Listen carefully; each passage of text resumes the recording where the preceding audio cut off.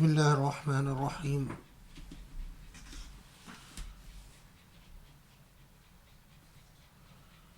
الحمد لله رب العالمين، وسبحان الله العلي العظيم. نحمده ونستغفره ونعوذ بالله من سيئات أعمالنا ومن شرور أنفسنا.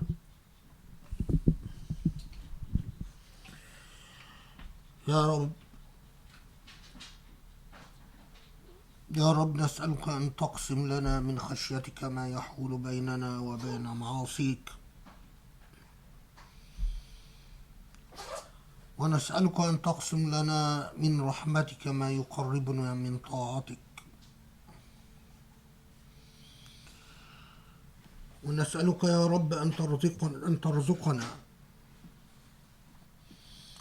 ترزقنا من اليقين ما يهون علينا مصائب الدنيا وأحداثها،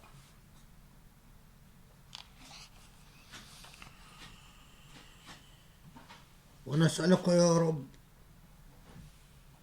أن لا تجعل همنا دنيانا، وأن لا تجعل دنيانا مبلغ علمنا، وأن لا تجعل مصيبتنا في ديننا. ونصلي ونسلم ونبارك على محمد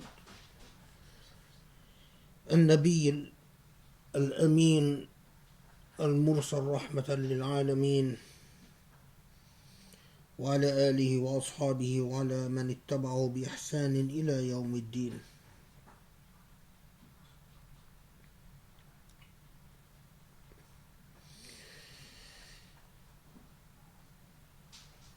All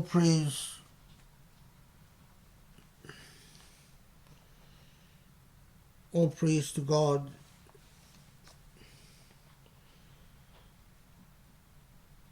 the one and only, the beginner of everything, the creator of the heavens and the earth, the anchor of our lives,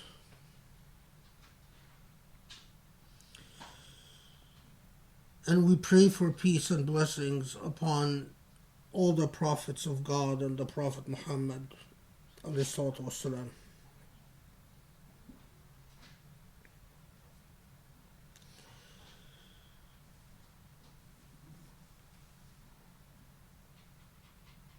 One cannot fail to notice that Ramadan is just a few days away.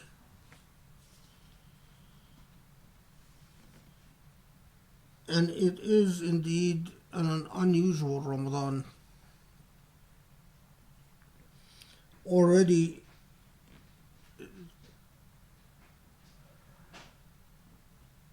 Taraweeh prayers will not be possible in mosques.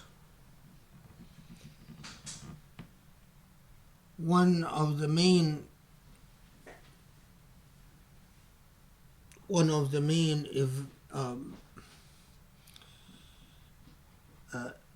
don't want to say festivities, because it's not really a festivity, but one of the main events and activities of Ramadan is that you indeed feel a certain bond of camaraderie, of affinity with fellow Muslims as you go to the mosque to pray Taraweeh, and a certain air of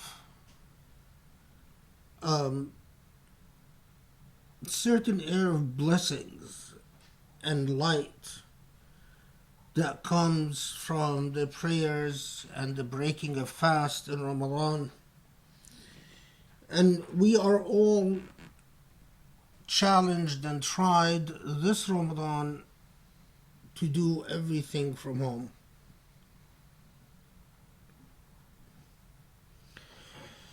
And this Ramadan, there is also another major event that all of us Muslims are experiencing.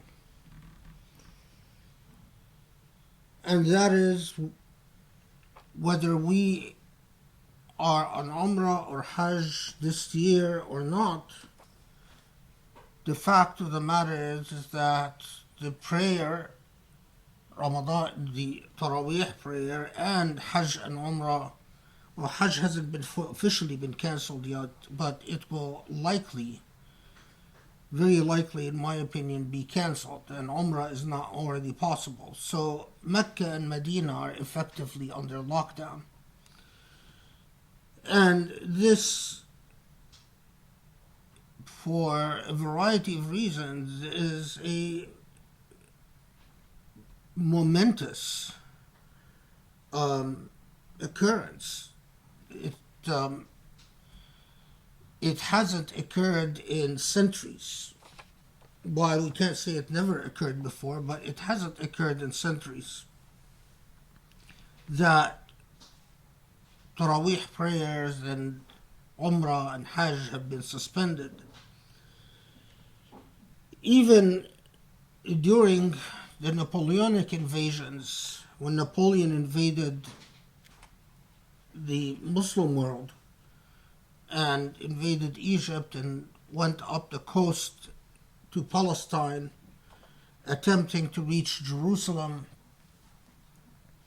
although Egypt cancelled its official campaign or official caravan that traveled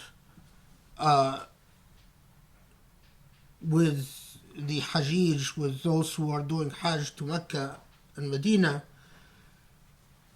there were locally organized various groups of people from around the Muslim world who still made it to Mecca and Medina for Hajj. And in my view, it is not just the fact that something is officially cancelled, but when Mecca and Medina are empty and the mosques are empty, there is a huge sacrifice that the Muslim ummah collectively makes. And that's a sacrifice of blessings, the barakat of people praying and supplicating and doing dhikr and doing dua. We cannot pay a cost like that without reflecting very seriously upon what Allah is telling us through a pandemic like this.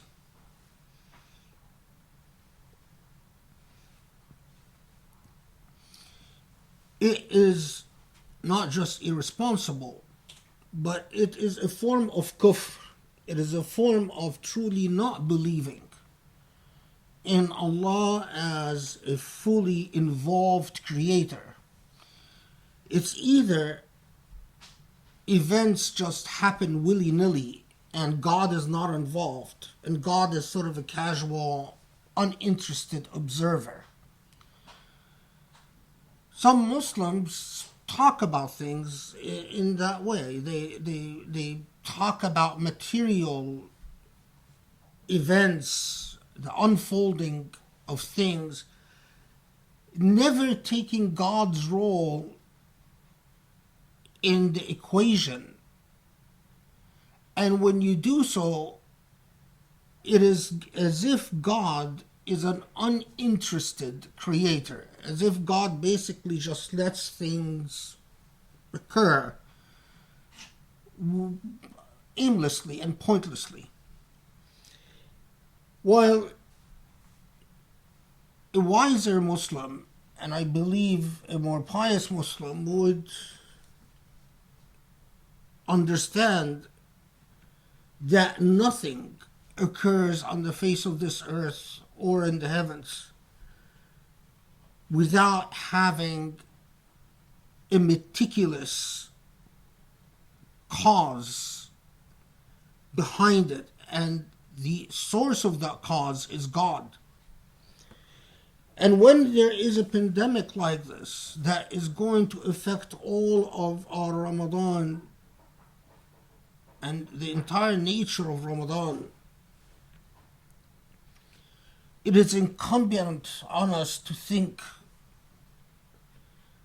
to make sure that this cost is not paid, the cost that we all will pay in barakat, in the loss of barakat, in the loss of an opportunity. One, to reflect upon what God is telling us through this pandemic. And two, we are under an obligation to prove to God our commitment before such a challenge.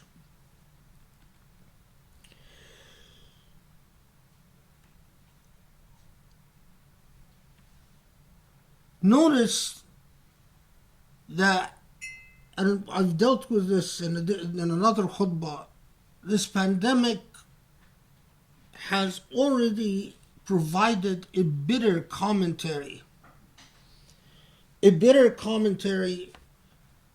over the way we human beings use resources. When the cost is so high that it forces us to close our mosques and to put the economic well-being and emotional well-being, leave alone the physical and mental well-being of so many human beings at risk.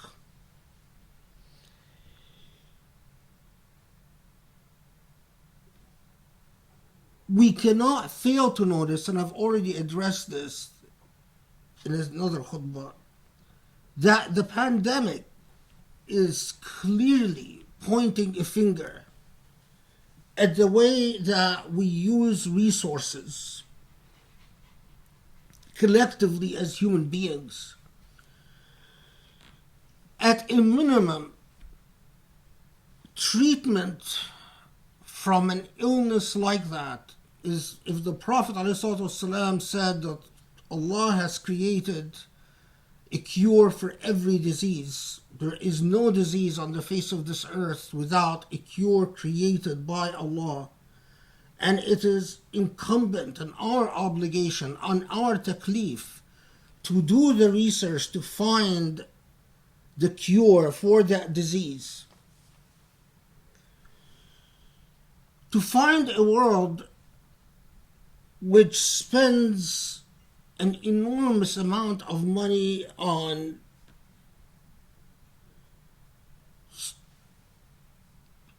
so many thrills and luxury items and military hardware and means of destruction, and even research that might satisfy our vanity before satisfying or our lust for knowledge, rather before satisfying the basic needs of human beings, is a very serious matter. For a country like the United States to be losing thousands of people every day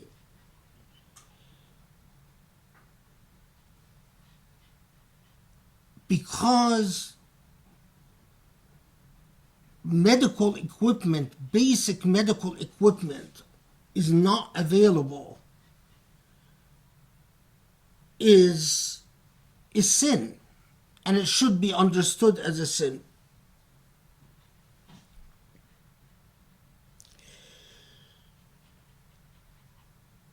The inequity between the rich and the poor, and the inequities between the races,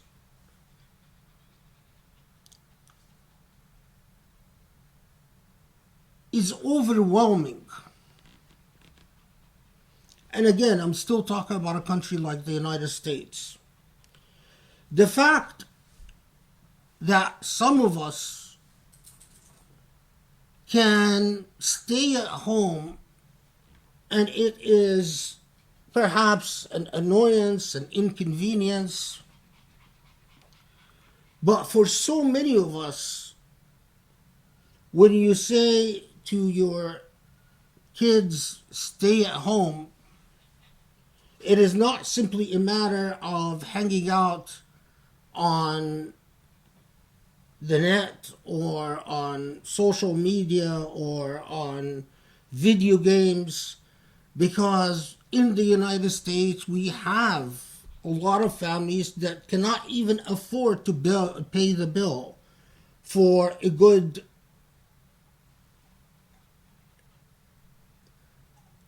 network connection, or cannot even afford the whole process of.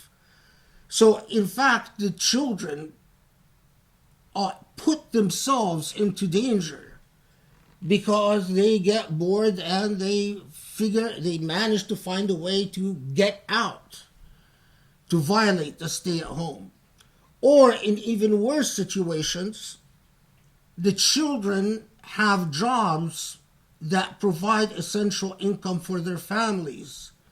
And so they continue working in supermarkets or in grocery stores, and we've seen a stark reality in that the pandemic has affected racial minorities in the US far more than it has affected, and when I say far more, I mean percentage-wise. If you approach this Ramadan without the consciousness of what Allah is telling us through a pandemic, without the consciousness, we pray among one of the first prayers taught in Islam, one of the basic prayers that the Prophet ﷺ was taught, and one of the basic prayers that the Prophet ﷺ taught all Muslims, إِنَّ اللَّهَ يَأْمُرُ بِالْعَدْلِ وَالْإِحْسَانِ. First two words, Allah wants adl, justice, and beyond justice, ihsan, beauty, goodness. If you're smart, you would pray to Allah and say, Allah لا تعاملني بعدلك. Allah, don't treat me according to your justice. Because if you're smart, you don't want Allah to treat you justly. Because many of us, if we just want justice, we're not going to do very well. But say, Allah aminni bi ihsanik. Allah, treat me according to your goodness, to your beauty. Don't give me what I deserve. Because if you give me what I deserve, I'm not going to do very well. Give me beyond justice, kindness, beauty, goodness. So one of the first things that the Prophet ﷺ was taught, and one of the first things that the Prophet taught Muslims. It is one of the essential cores, the pulse of Islam. Often we wonder what made the first generation of Muslims such a powerful force that unfolded upon the world. If the first generation of Muslims were taught to technical literalists, if they were taught to be text readers, in other words, if Islam came and said, well, you know, what you're chored with is to figure out precisely the ins and outs of this text or that text. In other words, if they were all taught to be lawyers, Islam would have never amounted to anything. The secret for the energy and power that Islam gave to its first generation, the Sahaba, is that they were taught to be free men and women. First, freedom, but second, to have a passion for adl and ihsan, justice and beauty. One is to understand their worth. That's what freedom is that you understand I matter. I am. And I am because God assured me I am. But second, to have a passion for justice. Every time you come to a human being and say, temper your zeal for justice and beauty, because first you have to get permission from this authority or that authority, or you have to first learn how to read a text. You break the will of that human being until they lose confidence in themselves. So approach this Ramadan and approach the lessons of the pandemic with the energy of Awwal al-Muslimin, the first of Muslims, not with the energy of the muqallidun of today, the imitators of today, not with the energy of the broken Muslim who has to get the permission of 100 sheikhs before they have one thought in their brain, or they have to read 100 books before they can have a sense of what's right and wrong. The pandemic has closed down our Mecca and Medina and has closed down our mosques. And when something like that happens, Allah is speaking to us. When we say, we recall the fact, one of the questions that very early on, if you read the seerah, if you read the life of the Prophet ﷺ or study it, so many of the people who were curious about the Prophet, this is before there were hijrah, before there was anything, they would always ask, what is the nutshell? So many Arabs would come from all over, whether in Mecca, whether in Quraysh or outside, and they'd say, what is the nutshell about this man's message? Give me the heart of the matter. And the response you find all over, again and again and again. Yad'u and la ilaha illallah. Well, the nutshell is he says that there's no God but one God. And what is the second immediately mentioned? وَيَدْعُو إِلَى مَكَارِمِ الْأَخْلَاقِ. And he calls people to ethics. That's the power. Now, this is long before we started developing books of hadith, commentaries on hadith, commentaries on Quran. The innate passion of the first Islam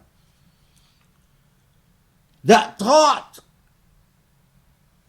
before books of hadith became full with things attributed to the Prophet ﷺ, saying blind obedience to the ruler and tolerate tyrants and obey tyrants long before that.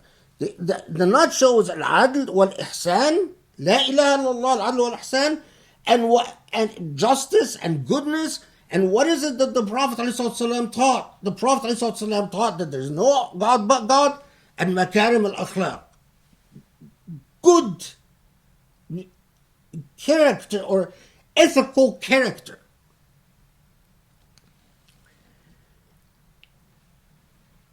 It is only political ideologies that philosophize what we innately know is wrong. We innately know that when blacks are disproportionately dying, while if you live in a good neighborhood in LA County, if you come from Brentwood and you get corona, you know you're not worried. If you need a ventilator, you're going to get a ventilator.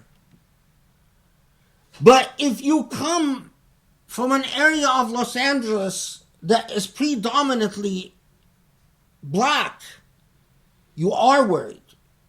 Because there is a very good chance that if you need a ventilator, you're not going to get a ventilator. There was a very stark image that pained me enormously this past week, and I'm sure many of you have seen it. There was a Jordanian journalist who visited in New Jersey, a mosque in New York, and it was actually a mosque, it's a mortuary, a Muslim mortuary. And in that Muslim mortuary, the owner of the mortuary says that he's received 50 bodies of Muslims that day or in the past 2 days. And the bodies are obviously covered, but the journalist films the bodies. That thing is on the net. So many Muslims die and continue to die in New York. And why is it that so many Muslims die in New York? Well, many of them are low economic status. These are the guys who work on cab drivers and in low-income markets. These are not the rich Muslims who have excellent health insurance or who can stay home because they don't have to worry about paying their bills. These are the Muslims who have jobs that force them to go on the street, even during the pandemic, until they get infected and infect their families. And as a result, this Muslim mortuary had so many dead bodies that it ran out of caskets. And the owner of the mortuary was complaining that he doesn't know how he's going to bury all these people fast enough because he doesn't have enough caskets.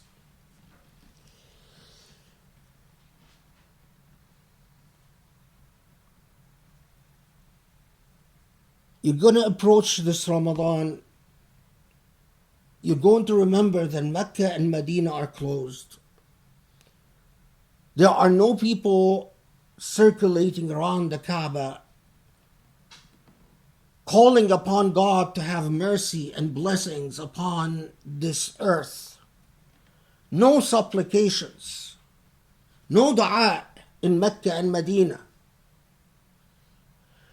Moreover, angels are not going to be flocking to mosques to bless Taraweeh prayer.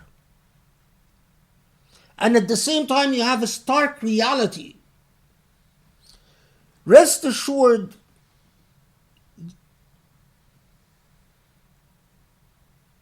that in underdeveloped countries, people die of corona simply unreported and unnoticed. So it's not like the death rates in Italy are much higher, or all these crazy theories that somehow Italy and Spain and they have serious deaths, but African countries don't. The reality is that African countries probably have higher death rates than Italy and Spain. It's just no one cares and no one reports it. You enter this Ramadan, don't present yourself to Allah as a fool and an idiot who doesn't reflect upon adl and ihsan. That I worry about.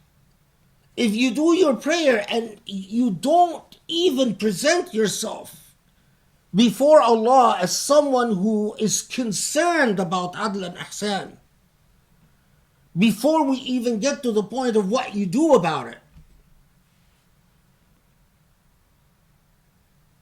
don't be so unjust to yourself. Don't be zalim li nafsih, because that is a very ugly zulm. You can't simply fast and then break fast and lose sight of the fact. While your fast might be optional, I saw a video recently. I can't always understand what's being said because of my hearing. It has to be subtitled, otherwise I don't.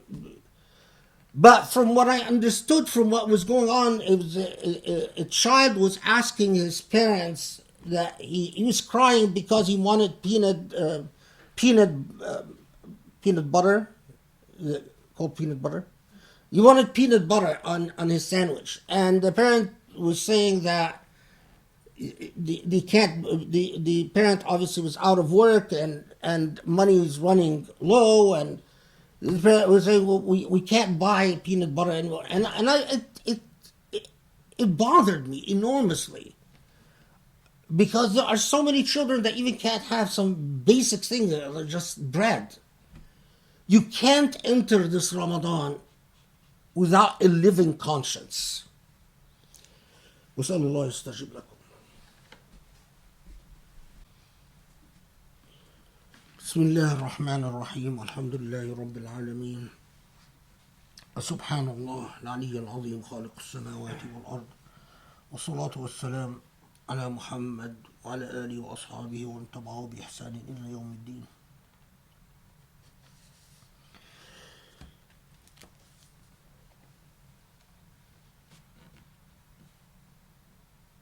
The mosques are closed. Turn your homes into mosques.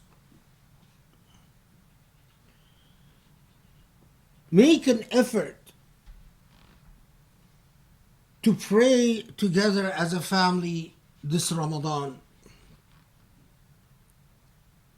to discuss issues of adl and ihsan, justice and goodness, collectively as a family.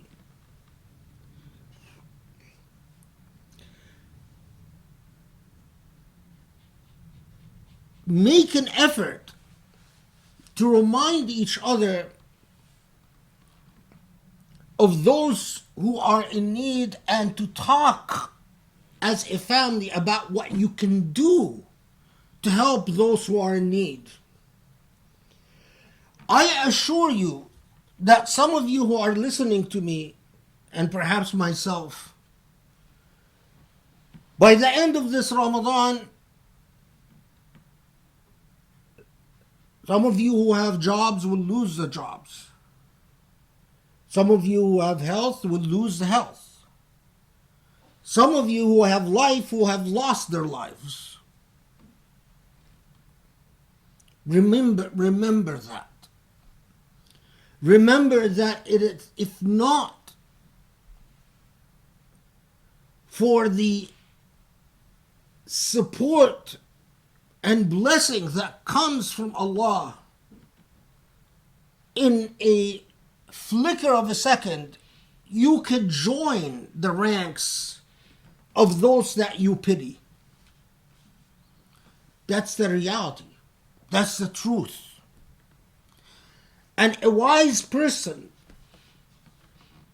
as Allah reminds us repeatedly in the Quran over and over and over,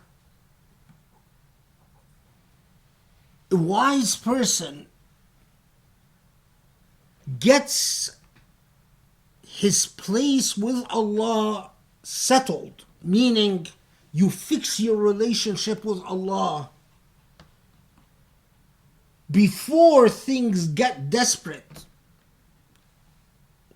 When you befriend Allah out of choice because you came to God when things were good, it's a very different situation than when you are forced to befriend Allah because you ran out of friends,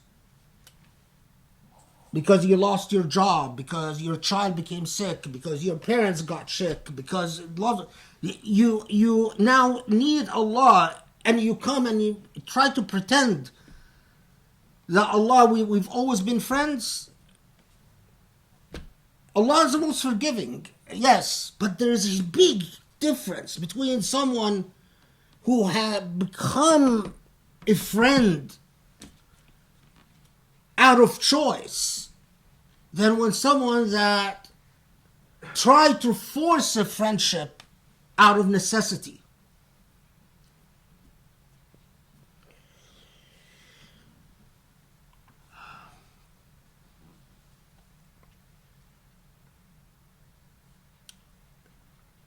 It is adl and ihsan, the impulse that should animate every Muslim, justice and goodness.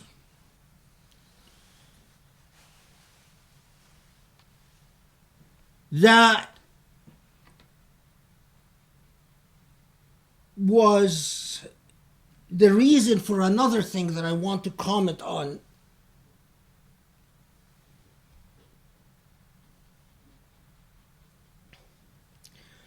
First, maybe let me tell you a short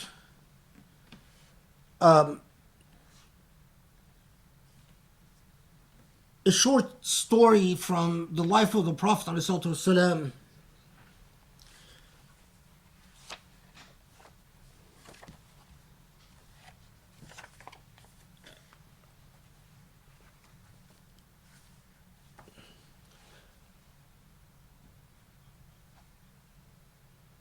As many of you know, when the Prophet ﷺ was in Mecca, he had undergone escalating persecution.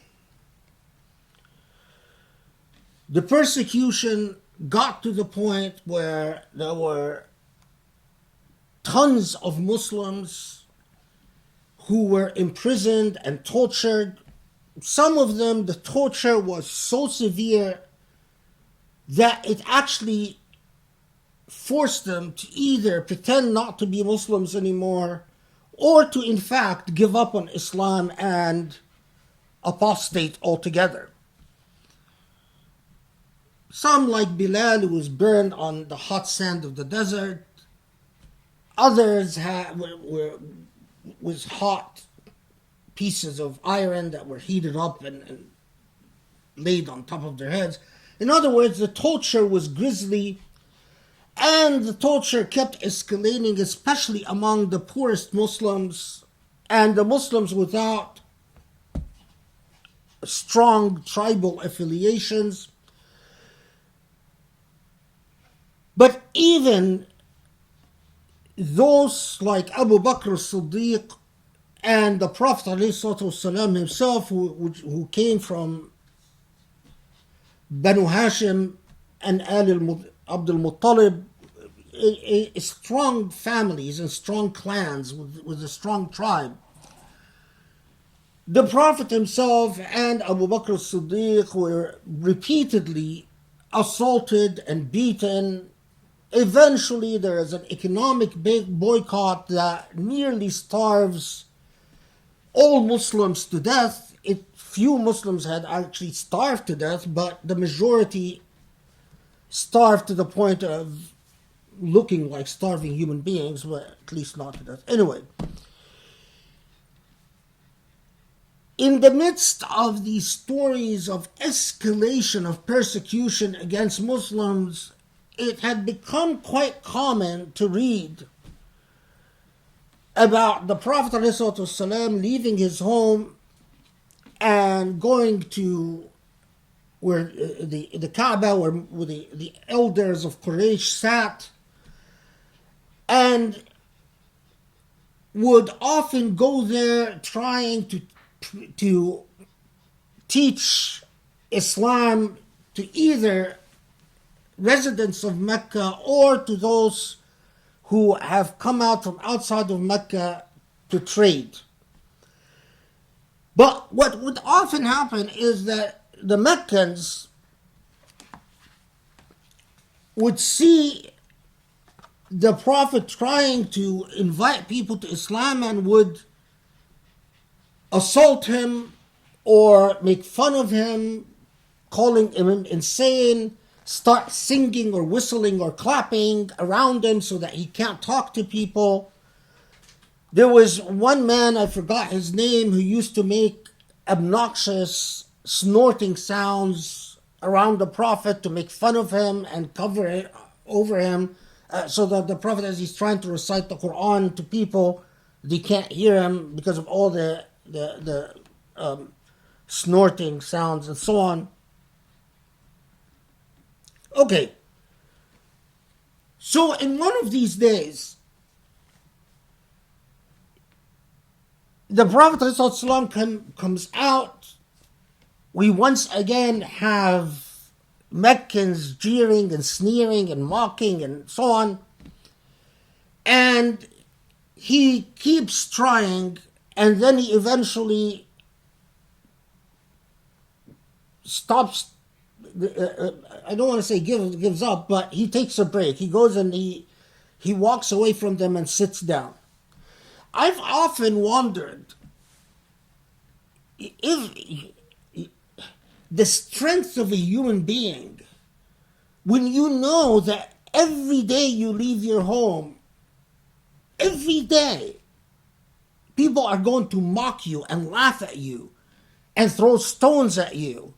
And if you manage to convince someone to follow you, the likelihood is that they're going to be arrested and tortured is very high. I've often wondered about the strength of this human being. But this is not what I'm going to focus on today. One of these days, so as I said, he goes out, he leaves his home, the same thing happens, and then he goes and he sits away from Abu Jahl, who was there at that day, and Aswad ibn Abdul Muttalib was also among the bunch of obnoxious people that had made fun of him and harassed him, and Al-Hakam ibn al-As and others. Anyway, so in comes a man identified in the sources only as Al-Irashi. Al-Irashi is not a name, it's an indication of where he's from, but anyway. So Al-Irashi walks into Mecca, and Mecca was known for the fact that it treated disempowered people very unjustly and unfairly. And Al-Irashi starts complaining that he had a business deal with Abu Jahl. He had sold Abu Jahl a camel, and Abu Jahl paid them only part of the price for the camel, and then told him, get lost. I'm not going to pay you the rest. And Al-Irashi goes to the elders of Mecca and he says, help me, Abu Jahl stole my money, I need the money, etc., etc. Typical reactions from the rich people of Mecca is that they started laughing at him. because they knew that if you do business with one of the powerful people, one of the and they cheat you, well, tough luck. So they started smiling and jeering, and then they wanted to have some fun. So they told him, do you see that man sitting over there? And who were they pointing at? They were pointing at Muhammad. He didn't know who Muhammad was. He said, do you see that man over there? You know what? He'll help you. Go complain to him. Now they thought that this is going to be very comical, because Muhammad is persecuted. No one listens to him among the elders of Mecca. It is Abu Jahl, one of Muhammad's biggest enemies, who swindled this man. And they thought that he'll go complain to Muhammad and they'll get a laugh because Muhammad will be able to do nothing. Muhammad can't even help his followers or help himself. How is he going to help a stranger who's been cheated in a business deal? But Al-Arashi didn't know who Muhammad was and was a foreigner to Mecca, so he says, oh, okay, well, this is the person I talked to. Yes, go talk to him. So they go talk. He goes and he calls upon the Prophet and he says, I sold the camel to Al-Hakam, Abu Jahl, and he paid me only part of the price. I don't know, I'm a stranger, I have no resource, etc., etc. The Meccans were expecting the Prophet ﷺ to say, you know, I'm very sorry, but there's nothing I can do for you. And then they would get a laugh. It has always stayed with me that instead, when the Prophet ﷺ heard that, now remember, this man is not a Muslim, is not a native to Mecca, and the Prophet ﷺ doesn't even know him. When the Prophet ﷺ hears about this injustice, he tells him, come with me. And he takes the man by hand, goes and knocks at Abu Jahl's front door. Abu Jahl opens the door, and Muhammad ﷺ confronts Abu Jahl. And he says, by what right do you cheat this man? Pay him what you owe him. This story, by the way, continues on that, in fact, Abu Jahl did pay the man, and when his friends blamed Abu Jahl for, he said, when you do this, when you actually pay the man because Muhammad confronted you, you're giving weight to Muhammad, and this is not what we want to do. And he said, I don't know. He spoke with such strength and resolve. At that moment, it terrified me. I've always paused at this story because this is, Muhammad ﷺ was at a time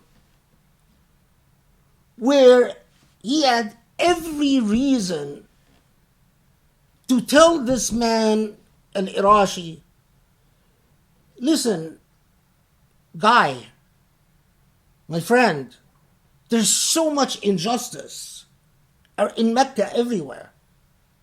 Do you know what's happening to my fellow Muslims? Do you know that they're being tortured every day? I am personally, Muhammad, I'm made fun of every single day. Muhammad had every reason to tell the man, I'm very sorry, but I can't help you.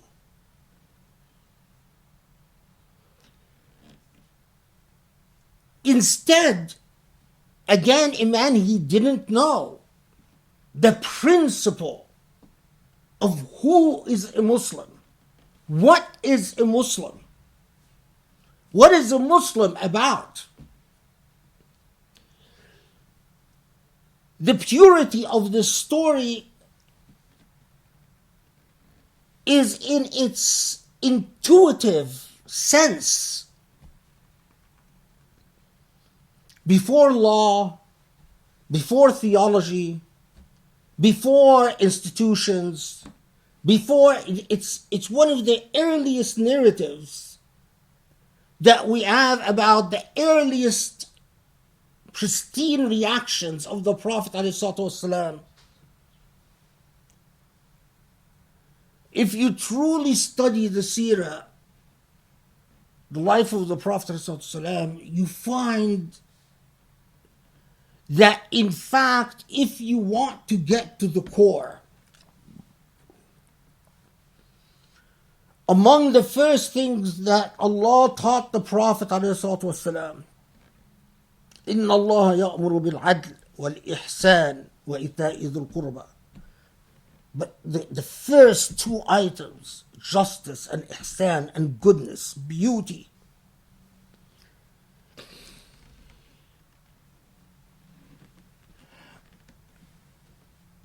as usual, I run out of time before I even get through half of what I wanted to say. But notice that at this coming Ramadan, when Hajj and umrah have been, Mecca and Medina have been closed, so many mosques have been closed.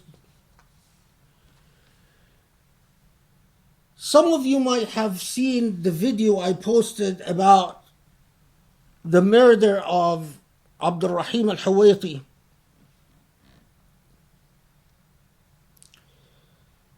A man from the Tabuk province who was ordered by the Saudi government to leave his home because of because Mohammed bin Salman wants to develop the Neom project, and when he refuses, he's ultimately killed. And watch the video that I posted.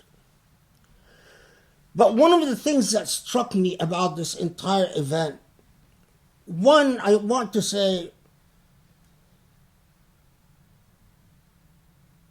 it would have been much easier to not touch a topic like this. Because as I watched the videos that this man posted and other videos posted by the Huwaitat tribe in Saudi, it was the man predicts, he says, it's quite likely that they're going to kill me and then do as Egyptians do.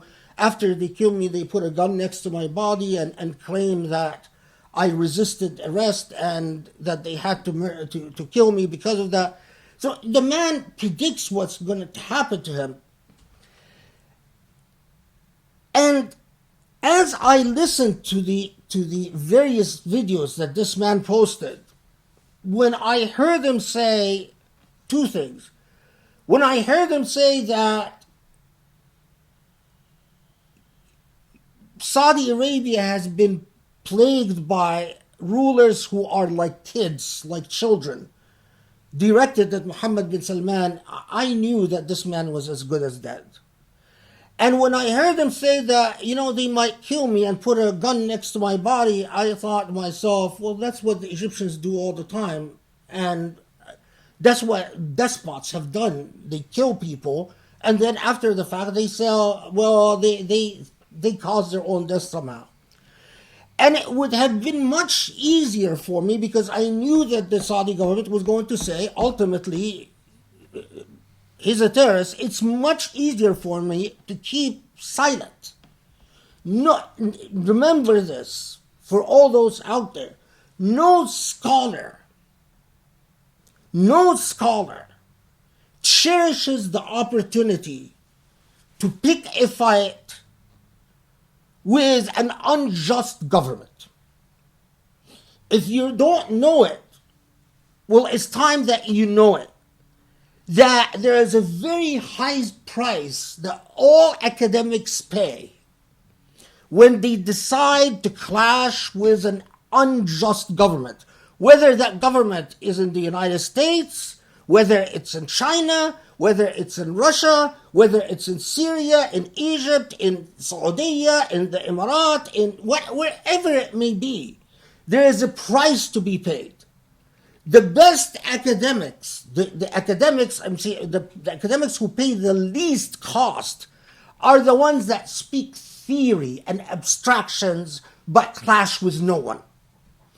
When you speak about an event like the Huwaitat, where it's something like the Neom project is concerned, and the deal of the century is concerned, and Jared Kushner is concerned, and Donald Trump is concerned, the price that you're going to pay, even if Saudi Arabia can't hurt you, you're not going to get a contract by Carnegie Institute. You're not going to get a contract from the Rand Corporation. You're not going to get a contract from Brookings Institute. That means lost income. That means your salary, your income, your gain. That also means the loss of prestigious lectures. There are lectures that you get that you do for free. There are lectures that offer you an honorarium of $100. But then the lectures that really matter are the ones that offer you $10,000. You know, when you speak up defending a poor Bedouin guy like Al-Huwaitat, that you are as good as signing off on the prestigious lectures that going to pay you a $10,000 and $20,000 honorarium. Because the reality of the matter, Adl and Ihsan have a high price. Powerful people don't like those who speak about Adl and Ihsan. Now, why am I bringing this up at the end of the khutbah? Well, other than the fact that I ran out of time. But here's the thing. It blows your mind that at a time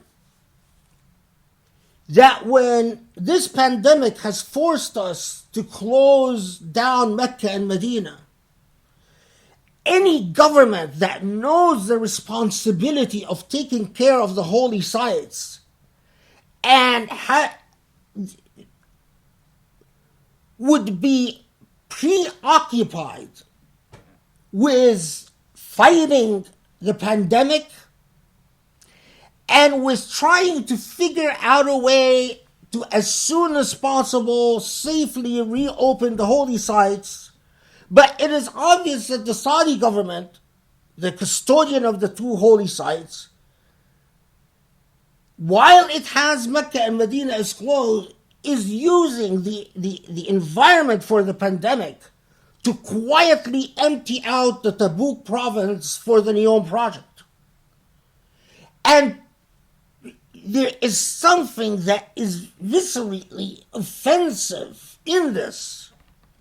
At the time that we see Mecca and Medina empty, the Kaaba empty, the great site of the Prophet ﷺ empty, and you are throwing people out of their homes. Everywhere in the world, governments are telling their people, stay home. Stay home. You're going to Al-Huwaitat and telling them, get out of your homes. What injustice, what ugliness. It is our business. Because as Muslims, yes, we could be exactly like those that the kuffar wanted. A man who suffered injustice, and he goes and he tells the Prophet ﷺ, and the Prophet would tell him, oh, go away, I have enough problems as it is. But that Islam would have never inspired anyone to build anything or to become anything. Islam is a passion for justice and beauty. Islam is a passion for the disempowered. Islam is a constant call upon the conscience to stand by those who suffer injustice against those who inflict injustice.